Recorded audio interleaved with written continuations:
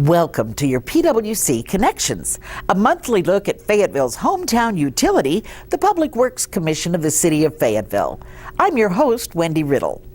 Citizen involvement is essential to the success of any community, and here in Fayetteville, we have so many wonderful ways to get involved.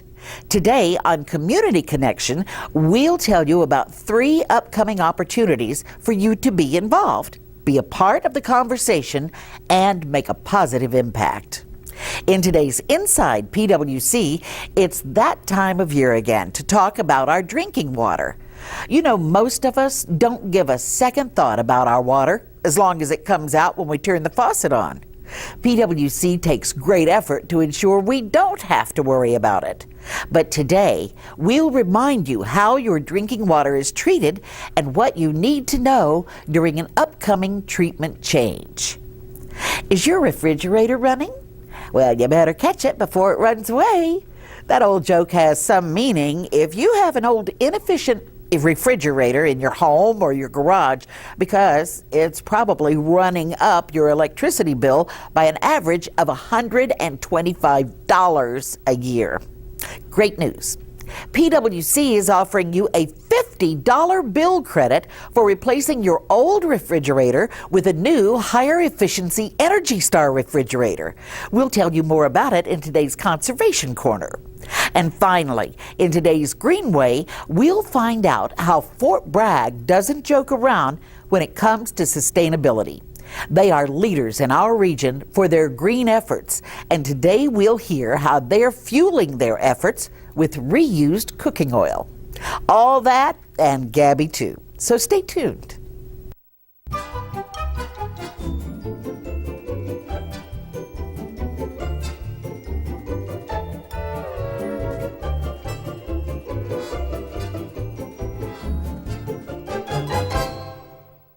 The community conversations consist of getting a group of people, residents of Fayetteville or Greater Fayetteville, so that we can discuss the issues or concerns of the residents.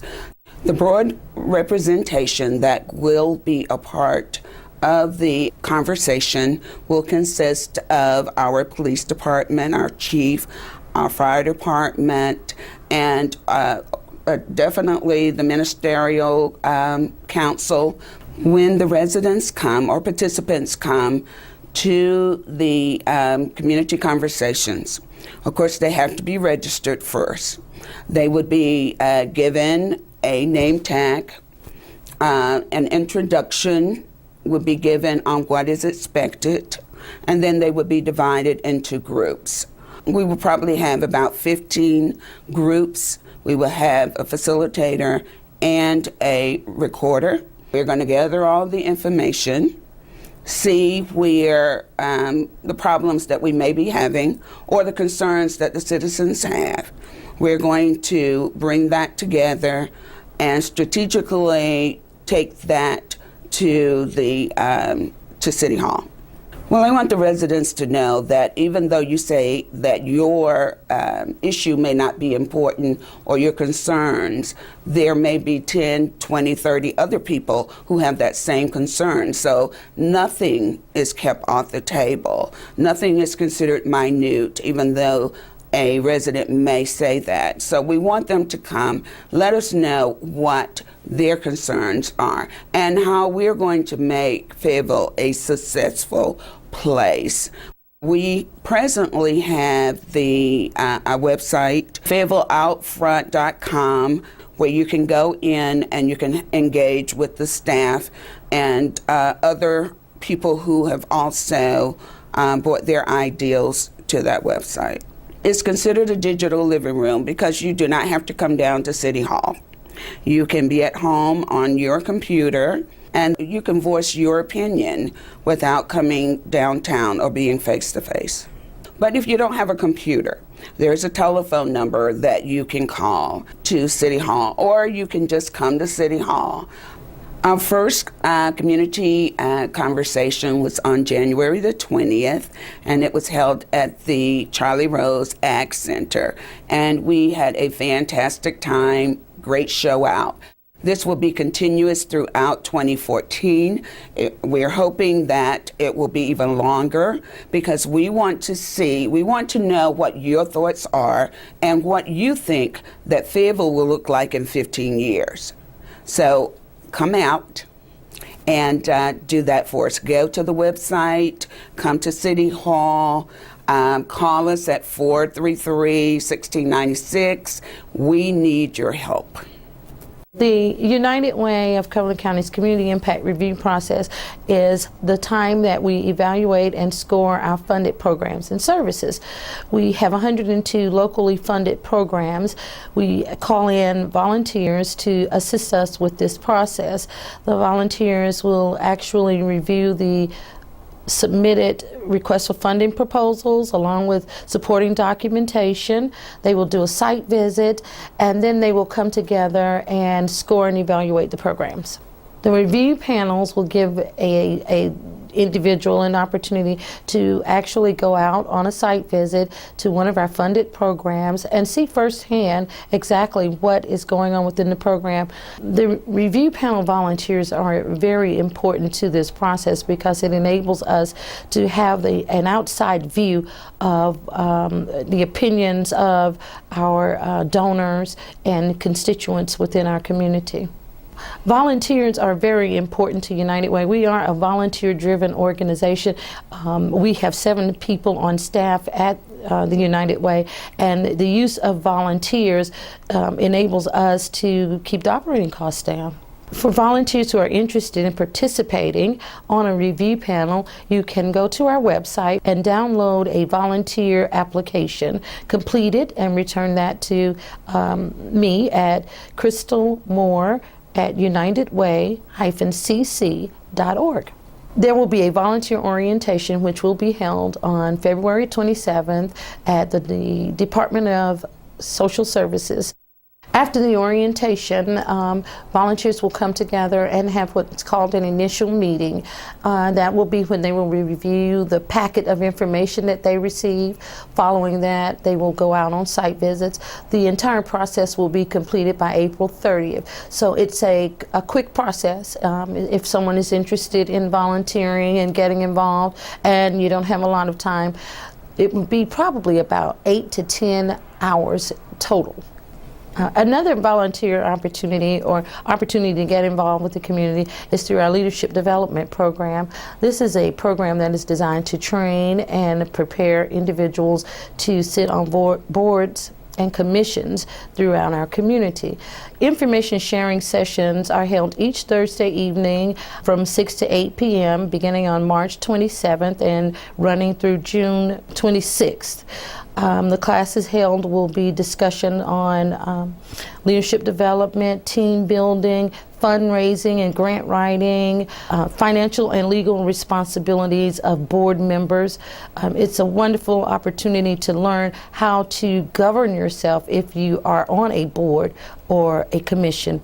The leadership program is in its 11th year. This will be the 11th year.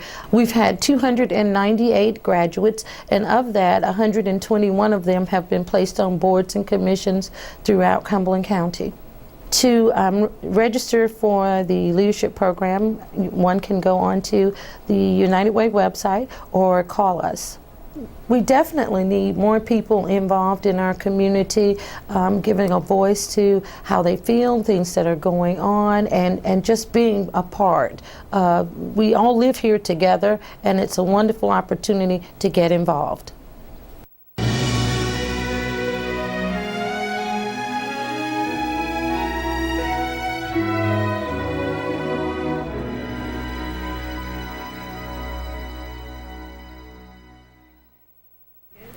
We have 2 water plants here in town. One is the Hoffer water plant, which is where we're at presently. Also, just a few miles across town, we have a water plant called the Glenville Lake Water Treatment Facility. They're rated to do 18 million gallons a day. We're rated here at Hoffer to do 32 million gallons a day. We can do more than that if we need to. We just have to get special approval from the state because they make us run a few more tests if we ever run into that situation. We take our water from the Fayetteville River, which is a large source of water that is fed predominantly from Jordan Lake. The Glenville Lake water plant gets a lot of their water from the Glenville Lake over there, which is right outside their back door. But the good thing about them is they also have the option of getting water from the Cape Fear River. Sometimes during the summer months, that lake will get low during drought times, and there's no water there for them to pull. They can't do anything. So several years ago, we put a raw water line in place from the Cape Fear River so they can actually start to pump up off the river when the lake gets really low, and they can treat water off the river because the river is just such a large source of water. We take water from the Cape Fear River. It's muddy, dirty. We bring it in. We add a few different chemicals to it. One main being the ferric sulfate, which actually helps remove the mud out of the water. It's run through a process where it's settled out in the basins. Once it's settled out, it actually goes through a final filtering process, where then we add some chlorine along the way to disinfect it, and then it's sent to the Clearwater storage tanks where it's pumped back out to the public. During the month of March, it's a state mandated thing that everyone does who feeds chloramines. We actually cut the ammonia out and go to straight chlorine disinfection. And we do that for the whole month of March. When we cut that ammonia out, we flush the whole water system to get that chloraminated water out of the system and just the free chlorine residual that the chlorine will put off into the water system. When making chloramines, or what they consider chloraminated water, the ammonia can sometimes form nitrogen bacteria in the water system. Nitrogen bacteria, once it starts forming, is extremely hard to get rid of. So to prevent that, that's why we, for the whole month of March, switch to the regular chlorine with no ammonia, because the regular chlorine by itself is a much stronger disinfectant than the chloraminated water. So it will actually burn the system out just in case there was a formation of any nitrogen bacteria. So really the March burnout is kind of like spring cleaning for the water system. We flush it out, we prepare the water system for the upcoming hot summer months, which will use a lot of water. Naturally the heat plays a big part in forming bacteria and stuff in the summer months. So we prepare the water system to be clean and that way work efficiently and effective through the summer months. The main thing customers will notice is with the chloraminated water, you don't have the chlorine smell like you do with just regular free chlorine residual. So they will notice that chlorine smell, a little bit. Some may, consider it like a swimming pool type smell, where when it's chloraminated, you don't have that smell. And that's pretty much what they'll notice. Plus, they'll notice all throughout town for part of the month, we'll be flushing a lot of hydrants, so we'll be putting a lot of water on the ground. So there's no need to be alarmed. Just once we get through the month of March, though, we'll be back to normal. People who have medical conditions and stuff, they shouldn't change anything just because we're changing over, because they already have stuff in place to take care of the chloraminated water, and they should just keep doing their process just like they normally would, and it won't affect them in any way. As far as pets, it's really no effect on them. Shouldn't harm any animals in any way, so don't be alarmed, with your pets drinking the water. And I know some people are, because their pets are like their children. So it's nothing to be alarmed about. We supply water to a lot of surrounding counties. During the month of March, they actually will switch over with us. It's something we have set up. They switch over with us. They burn their system out the same way we would.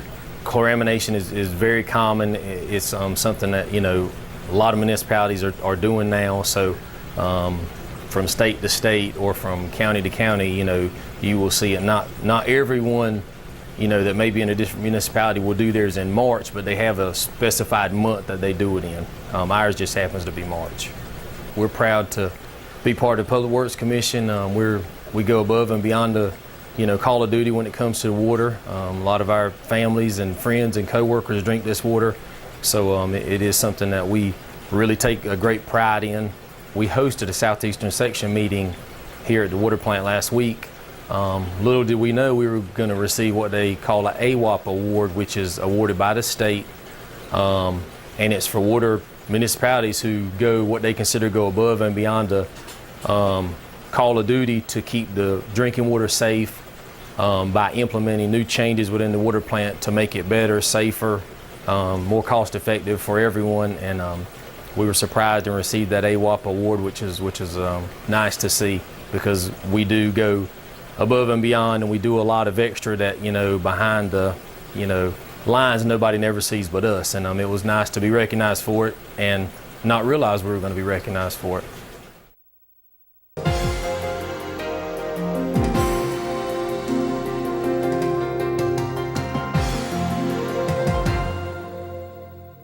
The refrigerator in an average American home uses about 4% of the total energy costs in the home. Whenever you get your electric bill, approximately 4% of that is going to be for the use of your refrigerator. It's estimated that there are 170 million refrigerators in American homes, and about 60 million of those are older refrigerators. By older, I mean at least 10 years old. The average life of a refrigerator is about 12 years, so there's 60 million refrigerators that are going to be getting close to the end of their life cycle in a couple of years. So Public Works Commission has established another customer program that we're very excited to introduce, and it involves an incentive, a bill credit incentive for purchasing a Energy Star qualified refrigerator. If you're a PWC electric customer homeowner, you can qualify for the incentive. You must purchase an Energy Star qualified refrigerator, and it has to be minimally 14 cubic feet. You can purchase it anywhere you'd like as long as it has the Energy Star qualified label. Energy Star is a nationally known brand recognized name. It was established in 1992 by the Environmental Protection Agency. The Energy Star name and logo has an 85% brand awareness, which is right up there with Good Housekeeping, which is pretty impressive. In order for something to earn the Energy Star label, it has to go through a third-party qualified evaluation, and also has to pass very stringent EPA lab testing in order to earn that label. For refrigerators, for Energy Star refrigerators, they are Energy Star rated because they have very efficient compressors. The insulation around the refrigerator is very advanced, and also the temperature controls are very well calibrated. So they actually, it's been proven that they are more energy efficient, sometimes as much as 20% more efficient. You can save anywhere from $200 to $1,100 per year on your energy bill if you use an Energy Star qualified refrigerator. If you're thinking of purchasing a new refrigerator, we would encourage you to look at one that is Energy Star qualified. Before you make that purchasing decision, of course you should do some shopping and some comparisons, but once you make that decision, we would ask that you call us first for a pre-audit, and one of our conservationists will come out to your home and take a look at your old refrigerator. And then once you purchase your new Energy Star refrigerator, we would need to do a post-audit and take down some information and talk to you a little bit about other ways that you can save energy in your home. The application can be found on the PWC website. If you look under residential and then programs, it is under refrigerator incentive program. There is an application that you should fill out and return with your receipt, and send it in to the address that we've provided for you on the website. The incentive is $50. It is in the form of a bill credit on your PWC bill. Once you send all of your information in and your post-audit has been completed and we verify your paperwork, you should receive your credit within 60 days.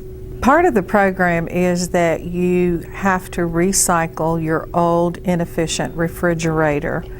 You can do that in several ways. Once you purchase from a local retailer, the retailer can pick up the appliance and sign that they have picked it up, and that gives us proof that the refrigerator has been taken away and will be recycled. Your second option is to call the City of Fayetteville. They will do a free curbside pickup. However, of course, you have to get it to the curb and you have to remove the doors. Your third option is that you can take it yourself to the Ann Street landfill and they will accept it. You should ask the attendant there for a receipt, because whenever we do your post audit to verify that you've recycled the old refrigerator, we will ask to see proof of recycling.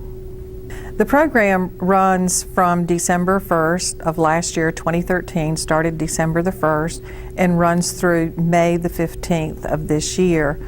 If by some chance that you've already purchased an Energy Star refrigerator, you have your receipt and you can provide us proof of recycling, we will accept that as a pre-audit. Of course, once you make the purchase, and if it's already in place and it's within this time period that you bought it, please call us and we will come out and do a post-audit. Recycling the old refrigerator is a very important part of this program. Obviously, we would want you to conserve on energy, and the whole purpose of buying an Energy Star appliance is to help you save that energy costs in your home. So we do not accept or will not give you the incentive if you have not recycled your old refrigerator and can provide us proof that you did recycle it. We hope that you've been checking our website frequently and also like us on Facebook, because we often post information about programs on Facebook. We will continue to offer very attractive programs to the consumer. We are actually in the middle of one now that's the Home Energy Audit Program, and then look forward to programs that we hope to roll out this spring and this summer. So always check our website and of course Facebook and Twitter.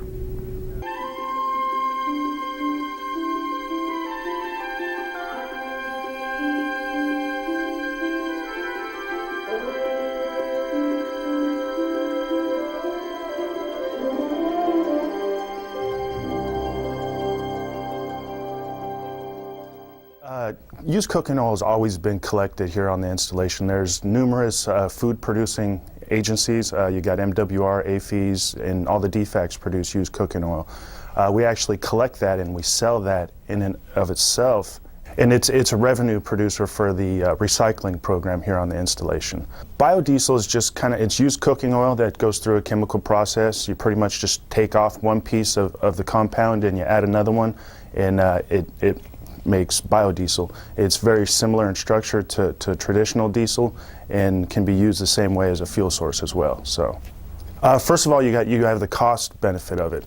With the purchase of the chemicals and that stuff, we can pretty much produce a gallon of biodiesel for about 90 cents.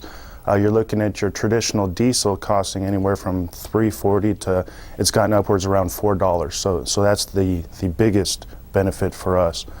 In addition, for every every gallon of biodiesel you produce, that's 1 gallon of traditional diesel that doesn't have to be mined, refined, and processed. All of those steps in the refining of that diesel produces waste and other stuff that we don't want getting into the environment.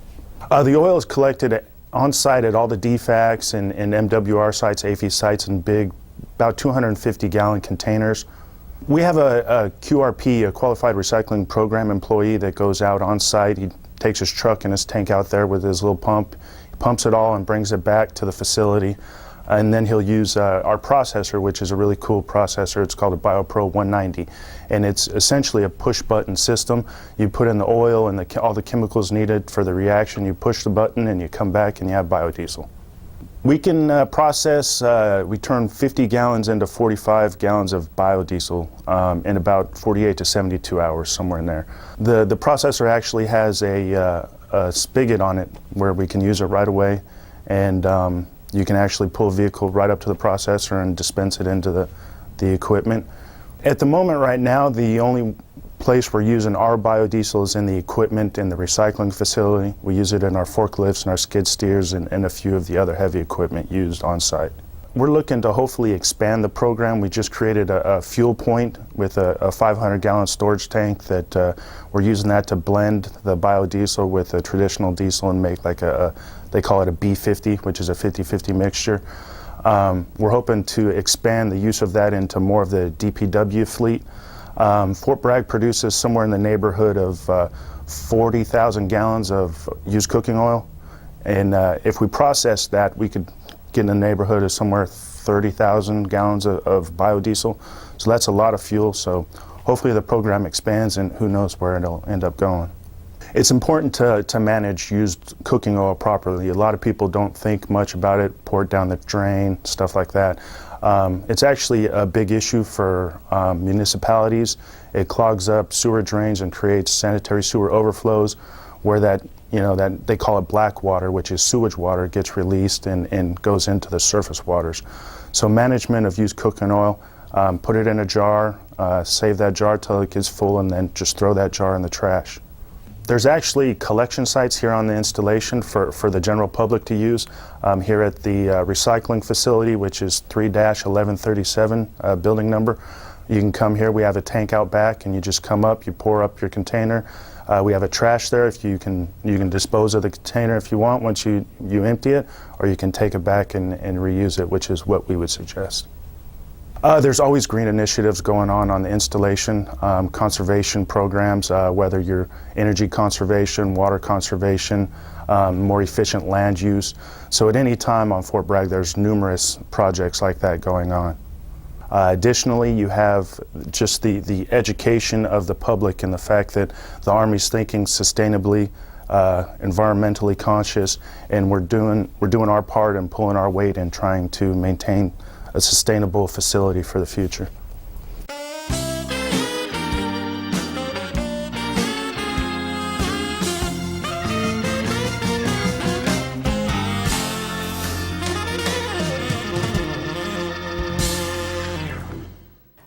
Can I check my Facebook on this phone?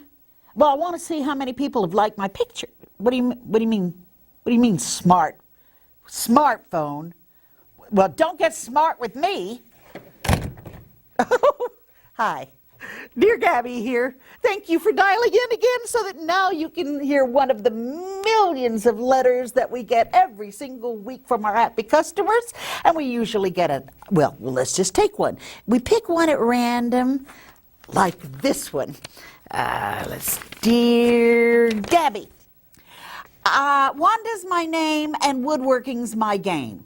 And in my humble opinion, there's nothing better than creating something out of nothing with my hands, which got me to thinking, I'll bet I could do something really cool with the old wooden power poles PWC takes out of commission. Are those old poles for purchase? Sincerely yours, Woodworking Wanda. Dear Wanda, no. PWC does not sell used power poles to the public. We give them away for free. I know, sounds too good to be true, but it's the real deal. Used poles are available for pickup on Tuesdays and Thursdays from 9 in the morning till 4:30 in the afternoon at PWC's warehouse. That's located at 1097 Public Works Drive. Customers are required to complete a form before entering the warehouse yard, that's where we store the poles, and must cut and load the poles themselves. To check availability of the poles, you all just call PWC's warehouse. It's 910-223-4355. Happy woodworking, Wanda, and keep those cards and letters coming.